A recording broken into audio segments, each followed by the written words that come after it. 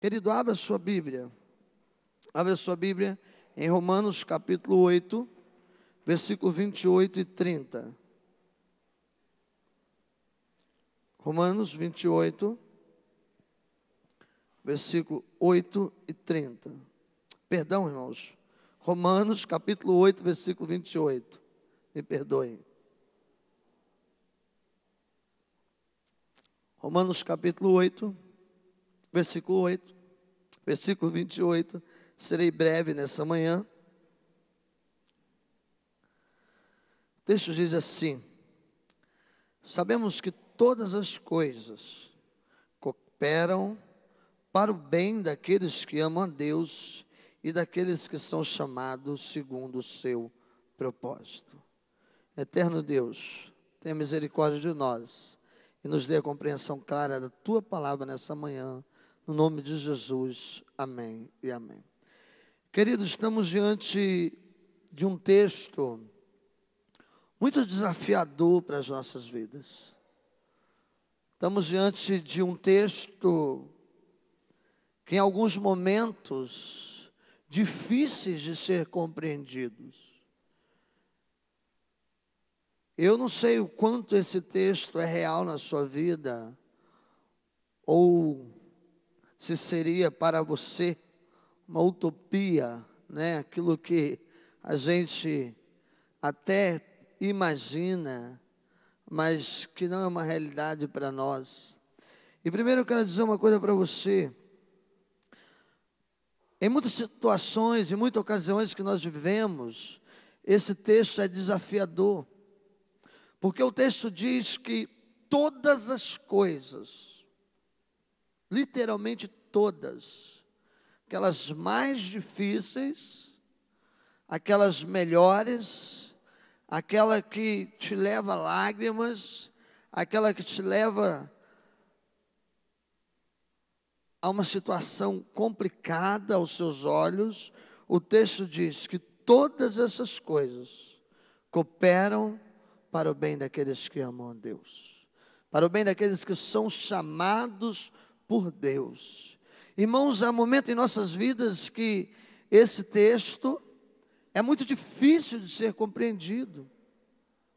Talvez se você não esteja passando por isso, talvez houve um momento na sua vida que você dissesse: Senhor, como eu posso compreender essas palavras?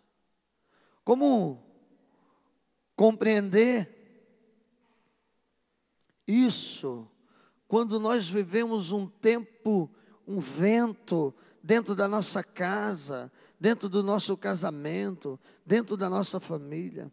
Primeiras coisas, querido, que precisa ficar muito bem clara nesse texto, muito bem compreendido a nós, é que essas coisas contribuem para o bem daqueles que são chamados. Esse texto é para aqueles que estão verdadeiramente filhos de Deus, lavados, transformados pelo Espírito de Deus. Paulo está escrevendo à igreja de Roma, e o texto também ele é categórico de dizer que sabemos que todas as coisas contribuem para o bem daqueles que são chamados por Deus. E Paulo era uma pessoa que podia falar disso com muita propriedade, porque Paulo era alguém que passou por muitas adversidades, muitos dias difíceis, muitas lutas, muitas batalhas, muitas perseguições, muito sofrimento, cadeias, açoites. E Paulo falava disso com muita propriedade. Mas não é fácil entender esse texto. E aí, querido, para que nós possamos ter uma compreensão clara, eu quero rapidamente levar você a entender uma coisa. E o que eu quero levar você a compreender é todo o ensinamento desse capítulo 8.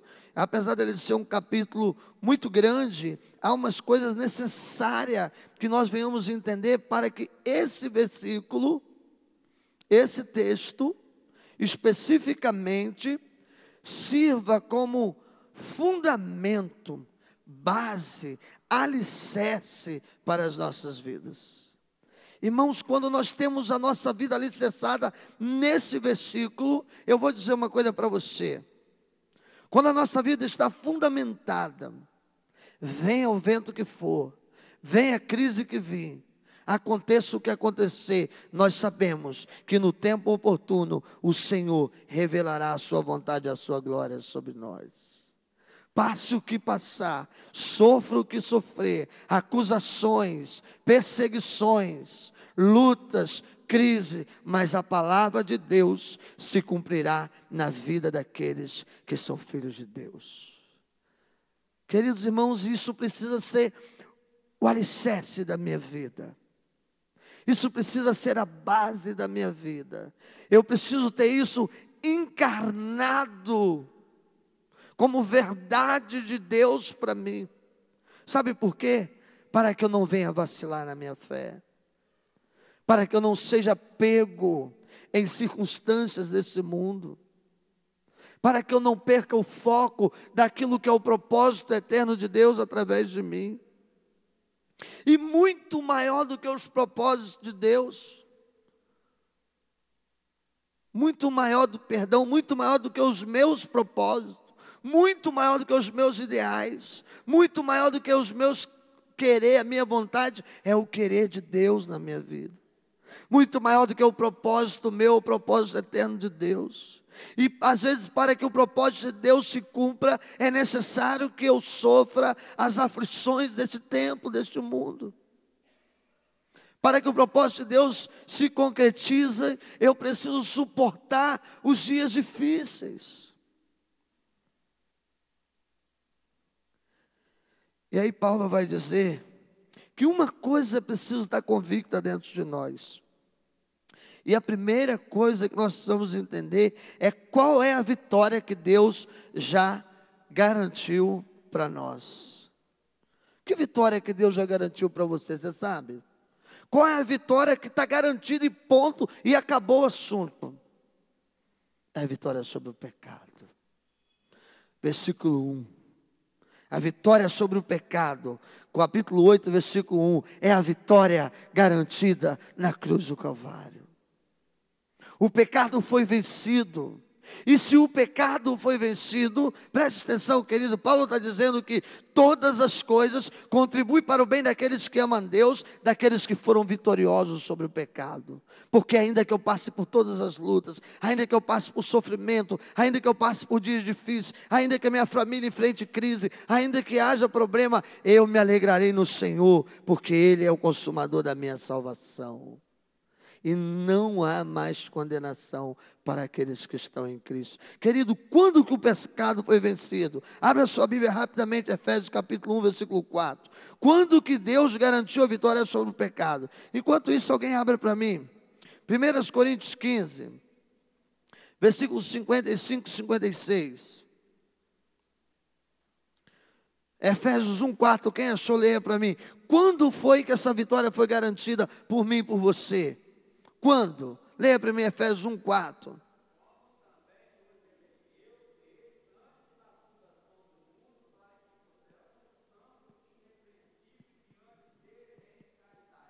Fomos antes de quê? A vitória pelo pecado estava estabelecida, determinada por Deus, antes da fundação do mundo. Não é isso que o texto diz?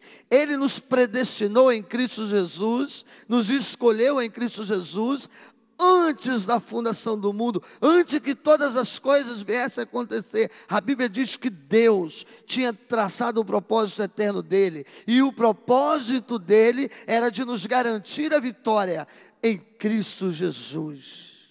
Por isso, em Cristo Jesus, nós vencemos toda a condenação do pecado, por meio de Jesus Cristo. Quando que nós recebemos isso? Antes da fundação do mundo. A Bíblia diz: quem amou, Ele nos predestinou e nos escolheu. E quem venceu o pecado? Através de quem? De Jesus. Não é isso? Leia para mim 1 Coríntios 15, 55 e 56. Alguém leia para mim.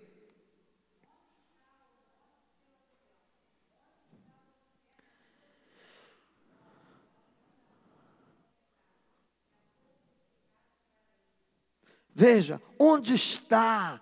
Onde está o agrilhão da morte? Onde está a força que era contra nós? Onde está? Não existe mais, porque não há mais condenação, não há autoridade maligna mais sobre a minha vida. Portanto, as lutas são passageiras, seja ela existente ou não, um dia ela há de passar. Porque sobre mim não há mais condenação. Porque sobre mim há a vitória garantida na cruz do Calvário, em Cristo Jesus. Cadê a morte? Cadê o poder da morte? Onde está o salário do pecado, que é a morte? Foi vencida na cruz do Calvário. E quando que Jesus venceu? Onde ele venceu? Leia para mim Colossenses 2, 14 e 15. Leia para mim. Colossenses 2, versículo 14 e 15.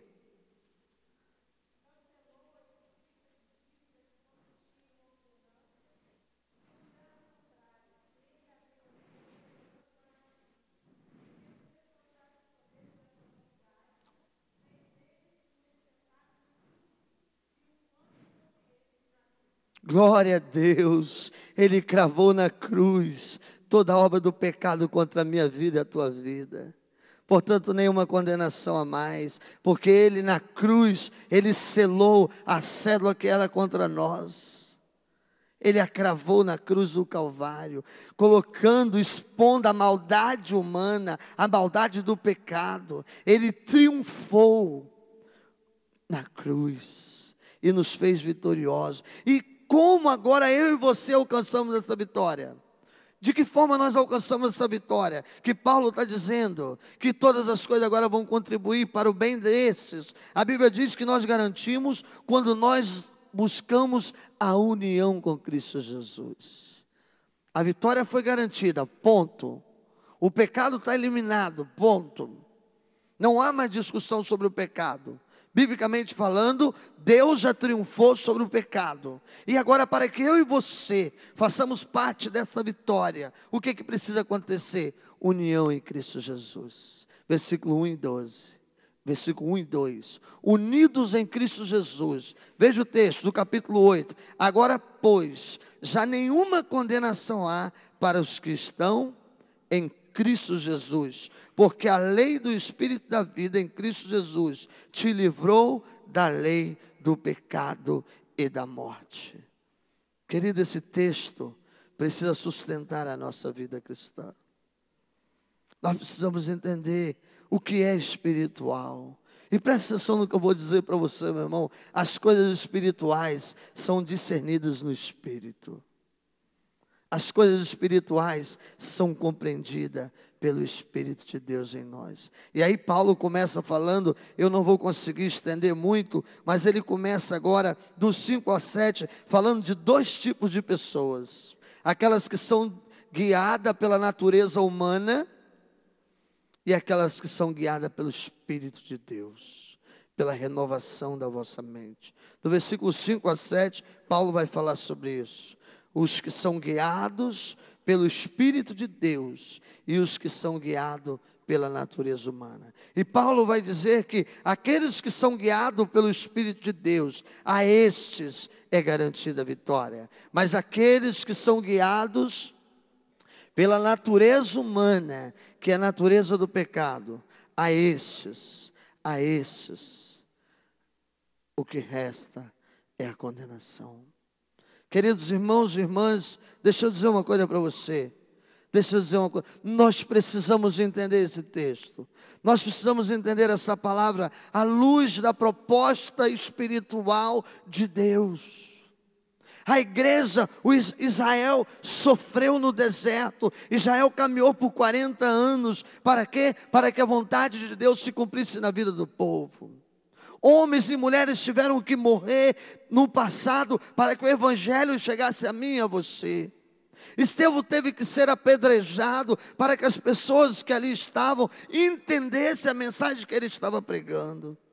A Bíblia diz que Paulo e Silas teve que ser açoitado em prisão, em praça pública, para que a casa daquele carcereiro fosse alcançado pela glória de Deus.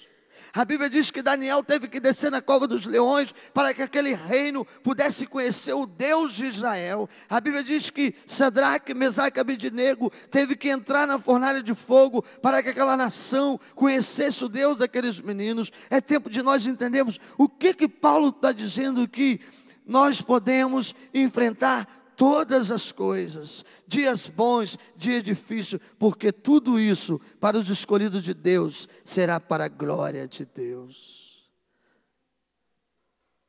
Tudo isso é para a glória de Deus, é isso que o versículo 28 está dizendo. É isso que ele está dizendo. Sabemos que todas as coisas cooperam para o bem daqueles que amam a Deus. Querido, quando eu estava preparando essa mensagem, eu falei, Deus, por que esse texto? Houve um momento da minha vida que eu não conseguia entender que todas as coisas eram para o Senhor, era para a glória do Senhor, que todas as coisas que vinham sobre as nossas vidas cooperam para o bem daqueles que amam a Deus, porque chegou um momento que Deus tirou tudo que eu achava que era precioso. Chegou um momento da minha vida que Deus tirou das minhas mãos tudo aquilo que eu achava que era importante. E não sobrou nada. Não sobrou nada. Assim como Ele fez um dia com Jó, eu posso dizer que um dia eu me senti assim. Eu não tinha nada. Eu não sobrou dinheiro, não tinha sobrado saúde, não havia sobrado força física, não havia sobrado nada. E como naquele momento eu podia olhar e dizer, Senhor, todas as coisas contribuem para o seu bem. É muito difícil, irmãos, dizer essas coisas quando estamos passando no vale. Mas hoje eu olho para trás e eu louvo ao Senhor, porque eu posso dizer, Senhor, eu louvo o Senhor pelos dias de preparação que o Senhor deu à minha vida. Por isso hoje eu estou levando a tua mensagem. Eu posso olhar para trás e ver os dias que o Senhor esteve ao meu lado, segurando nas minhas mãos. Querido, talvez se você olhar para trás, olhar para a sua história, você vai ver os dias que foram os mais difíceis da sua vida, e você vai poder perceber que naqueles dias, o Senhor que estava cuidando de você, era o Senhor que estava dando livramento a você, era o Senhor que estava te dando força para você romper aquele vale, era o Senhor que estava te sustentando, era o Senhor que estava te encorajando, para que você pudesse seguir em frente, porque todas as coisas cooperam para o bem daqueles que amam a Deus. Glória a Deus, querido. Os piores dias da minha vida foram o que me fizeram me colocar de pé diante do meu Deus. Eu louvo ao Senhor, porque eu não vivi apenas dias bons, porque se eu vivesse apenas dias bons, eu seria prepotente. Mas eu passei pelo tratamento do deserto, porque esse deserto é lugar de crescimento, é lugar de experimentar de Deus. Por isso, irmão, se você é verdadeiramente escolhido de Deus, se você é filho de Deus, se você um dia recebeu Jesus como o seu, não importa o que você está passando hoje, saiba que tudo isso será para o bem daqueles que amam a Deus. E o Senhor tem usado você, ainda que você não perceba. Se Ele não tem usado, Ele vai usar, para que o nome dEle seja glorificado através da sua vida. Queridos irmãos, depois o texto continua mostrando que Jesus vai dizer que o que revela se nós somos verdadeiramente filhos de Deus é o Espírito de Deus que habita em nós. Versículo 16, o Espírito de Deus testifica com o nosso espírito que nós verdadeiramente somos escolhidos de Deus. As pessoas te acusam, as pessoas te condenam, as pessoas falam o que quiserem de você, a pessoa fala mal, mas o Espírito de Deus confirma quem você é verdadeiramente. Porque a Bíblia diz que Deus olha para dentro de nós, Ele olha para os nossos corações, versículo 26, e o Espírito de Deus, que conhece aquilo que está dentro de nós, nos levanta para a glória de Deus. E aí, a igreja, mesmo diante das mais diversas adversidades, diante dos mais diversos problemas, ela pode cantar o hino da vitória e dizer: que diremos à vista dessas coisas? Se Deus é por nós, quem será contra nós? Quem nos separará do amor de Deus? Será as lutas. A igreja pode triunfar em meus dias mais difíceis e dizer: nada me separará do amor de Deus em Cristo Jesus. 1000 caiam à minha esquerda, 10.000 à minha direita, mas eu não serei atingido, porque maior o que está em mim do que o que está no mundo. Porque eu estou bem certo. Veja o que o texto diz, querido. Depois de dizer essas coisas, Paulo vai dizer: estou bem certo que as coisas desse tempo jamais podem ser comparadas com a glória que a nós há de ser revelada.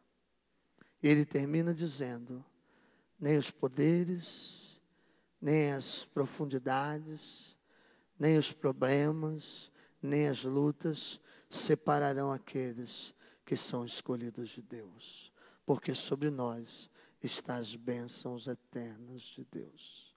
Amém, queridos? Eu quero que você nessa noite, nessa manhã, volte para a sua casa, cantando o hino da vitória, glorificando ao Senhor por tudo que você tem vivido, por tudo que você tem passado, por tudo que você tem experimentado. E faça desse versículo a base, a sustentabilidade da sua vida. Todas as coisas contribuem para o bem daqueles que amam a Deus. Mesmo sem equipe, vamos cantar. Vocês conhecem aquela música bem antiga. Quem nos separará do amor de Cristo? Vamos ficar em pé. Será tribulação, angústia ou perseguição, fome ou nudez, perigo ou espada. Quem nos separará do amor de Cristo?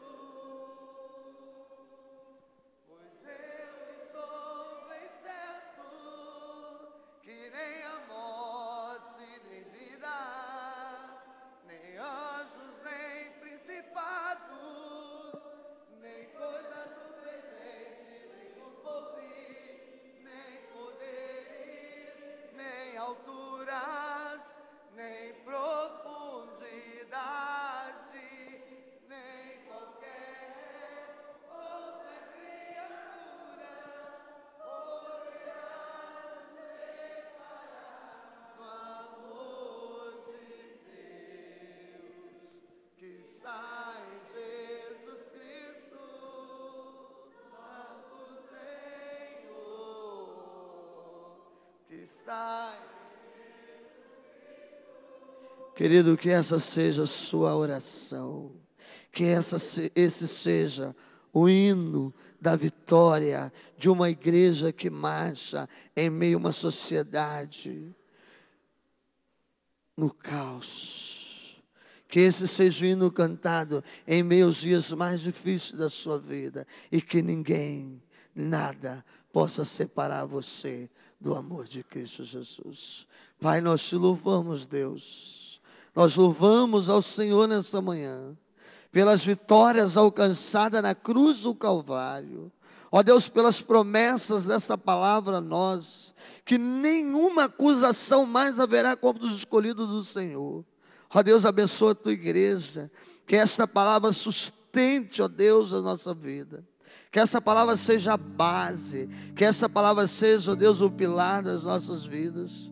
Que tudo que nós venhamos fazer seja para a glória e honra do teu santo nome. Ó Deus, abençoe o teu povo, Pai, e os auxilie em meus dias difíceis. Os auxilie, ó Deus, para que eles possam continuar perseverando nas promessas do Senhor.